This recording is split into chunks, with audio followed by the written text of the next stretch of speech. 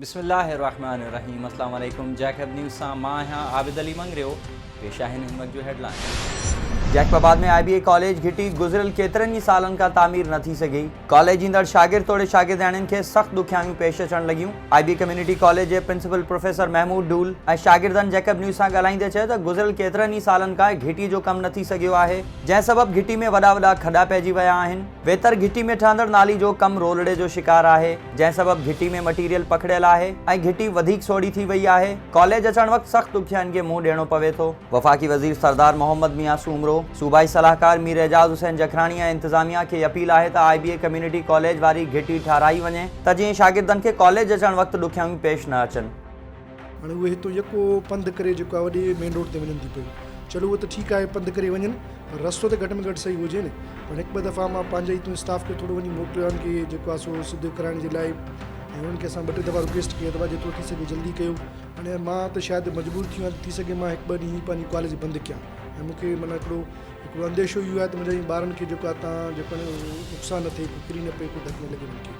सो इंतज़ामिया को वरी असां ॿीहर पुरज़ोर इहा अपील था कयूं था पिया जेतिरो थी सघे जल्दी जेको जिते कमु कराए विया आहिनि उन्हनि खे कवर ॾेई ढकण ॾेई उन्हनि खे घटि में घटि मिटी सीधी कराए छॾियूं। जीअं त तव्हां ॾिसो था त हीउ रस्तो तक़रीबन पोएं महीने खां वठी ख़राबु आहे, ऐं न सिर्फ़ु पाड़े वारनि खे पर हिते IBA जहिड़ो बहितरीनु इदारो आहे ऐं हज़ारे शागिर्द आहिनि, उन्हनि खे जेका तकलीफ़ आहे उहा तव्हांजे साम्हूं आहे।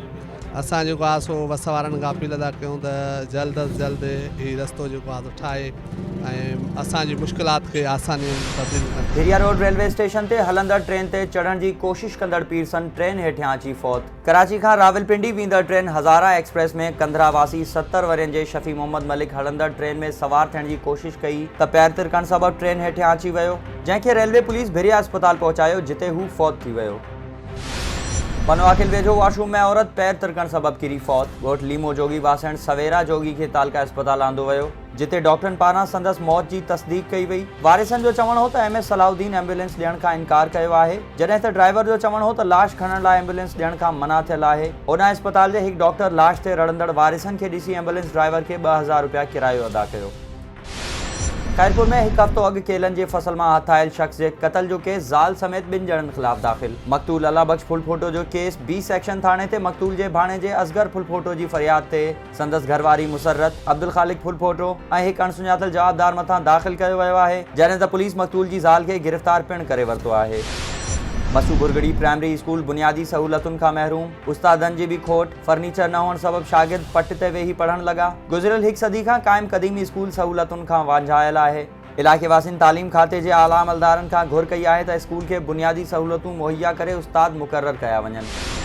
बोज़ारवारा में ॻोठ मेंघवाड़ मोहल्ले जो गवर्नमेंट गर्ल्स प्राइमरी स्कूल वरियनि खां बंदि। न्याणियुनि जी तालीम तबाह। मेंघवाड़ मोहल्ले वासियुनि कोमल मेंघवाड़, नैना कुमारी, दिशा महाराज ऐं संध्या मेंघवाड़ जो चवणु हो त वरियनि खां स्कूल बंदि हुअण सबबि असांजी तालीम तबाह थी रही आहे। शिकायतनि बावजूदि अख़्तियारियूं नोटिस न वठी रहियूं आहिनि। उन्हनि वॾे वज़ीर खे अपील कई त स्कूल खोलंदड़ न्याणियुनि जी तालीम खे वधीक तबाह थियण खां बचायो वञे।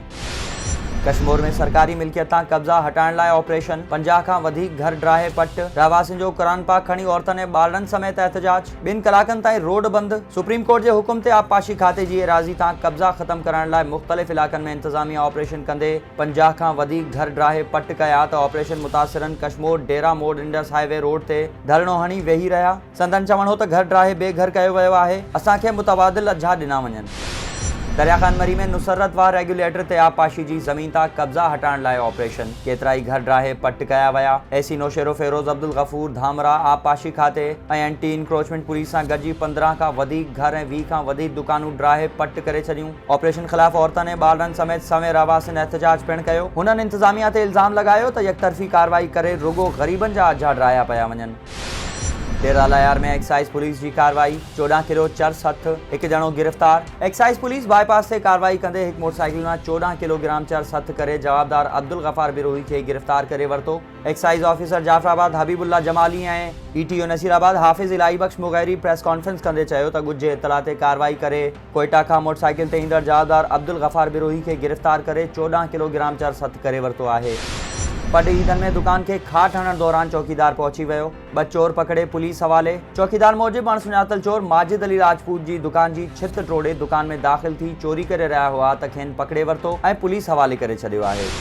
ऐं मकली में ऑल पाकिस्तान मरी इतिहाद जे सदर जो ज़मीन ते कब्ज़ो थियण ऐं केस दाख़िल थियण ख़िलाफ़ एहतजाज। हुन मकली प्रेस क्लब में प्रेस कॉन्फ्रेंस कंदे चयो त हाले जी ढंढ भरिसां दे गुजू में मुंहिंजे ज़रई फार्म ते घारो पुलिस गैर मक़ामी कब्ज़ा माफ़िया जे इशारे ते छापो हणी मुंहिंजे 7 हारियुनि खे गिरफ़्तार करे मूं समेत हारियुनि ख़िलाफ़ केस दाख़िल कयो आहे। ज़मीन ते कब्ज़ो कंदड़नि ख़िलाफ़ कार्रवाई करे तहफ़्फ़ुज़ फ़राहम कयो वञे। ॿी सूरत में एहतजाज कंदासीं।